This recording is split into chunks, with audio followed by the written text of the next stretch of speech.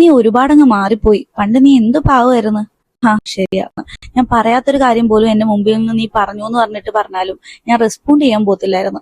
അവർക്കും അറിയാം, എനിക്കറിയാം എന്റെ സത്യാവസ്ഥ എന്താന്ന്. പക്ഷെ എനിക്ക് പറയണമെന്നൊക്കെ തോന്നിയാലും സംസാരം ഇങ്ങോട്ട് പുറത്തോട്ട് എത്തില്ലായിരുന്നു. പെട്ടെന്ന് കരയായിരുന്നോടോ.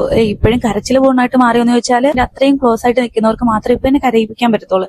പക്ഷെ നേരത്തെ അങ്ങനെയല്ലായിരുന്ന സ്ഥിതി. ആരെന്ത് പറഞ്ഞാലും പെട്ടെന്ന് സങ്കടം വരും, അത് ഫീൽ ആയിട്ട് അപ്പൊ തന്നെ കരച്ചിൽ വരും. ഞാൻ എപ്പോഴും വിചാരിക്കും ഇതൊന്ന് കൺട്രോൾ ചെയ്യണമെന്ന്. പക്ഷേ ചില ടൈമിൽ നമ്മുടെ കയ്യിൽ നിന്ന് പോകും. പിന്നീട് എനിക്ക് മനസ്സിലായ ഒരു കാര്യം എന്ന് പറഞ്ഞാൽ, നമ്മൾ എത്രത്തോളം പാവമാവുന്നോ അല്ലെങ്കിൽ എത്രത്തോളം നമ്മൾ നിശബ്ദരാവുന്നോ അത്രത്തോളം നമ്മുടെ തലയിൽ കയറാൻ വേണ്ടിയിട്ട് ഒരുപാട് ആൾക്കാരുണ്ടാവും. എല്ലാവരും അല്ല, ചില ആൾക്കാർ. വലിയ കാര്യം ആയിക്കോട്ടെ, നമ്മൾ അതിന് ഓപ്പൺ ആയിട്ട് സംസാരിക്കാം. മുന്നിൽ വരുന്ന കാര്യങ്ങൾക്ക് മാത്രം നമ്മൾ തലയിട്ടാൽ മതി. അല്ലാതെ നമ്മുടെ ബാക്കിൽ നിന്നിട്ട് കുറെ ആൾക്കാരുണ്ടല്ലോ, ഇനി എന്ത് നമ്മൾ നല്ല ചെയ്താലും കുറ്റം പറയുന്ന ആൾക്കാർ. അങ്ങനെയുള്ളവരെ നമ്മൾ ഗൗനിക്കേ വേണ്ട. അവർക്ക് അത് മാത്രമേ അറിയത്തുള്ളൂ. എന്നെ മാറിയെന്ന് വെച്ചാൽ ശരിയാണ്, കുറെ കാര്യങ്ങളൊക്കെ മാറിയിട്ടുണ്ട്. എനിക്ക് നോ പറയാൻ എനിക്ക് അറിയാത്ത ഒരാളായിരുന്നു. നോ പറയേണ്ട അടുത്ത് നോ പറയാൻ പഠിച്ച്, ഓപ്പൺ ആയിട്ട് സംസാരിക്കാൻ പഠിച്ച്, ഒരാളെ ഡിപ്പെൻഡ് ചെയ്ത് മാത്രം ജീവിക്കാൻ പറ്റിയിട്ടുള്ള ഒരാളായിരുന്നു ഞാൻ. പക്ഷെ അതിൽ നിന്നൊക്കെ കുറെ കാര്യങ്ങൾ എനിക്ക് സ്വന്തമായിട്ട് ചെയ്യാനുള്ള ഒരു പ്രാപ്തി നേടിയിട്ടുണ്ട്. അതൊക്കെ നമ്മുടെ ജീവിതാനുഭവങ്ങൾ നമ്മളെ പഠിപ്പിക്കുന്നതാണ്. മച്ചാ, ഒരു സുപ്രഭാതത്തിൽ ബോൾഡാന്ന് പറഞ്ഞിട്ട് ഇറങ്ങുന്നില്ല.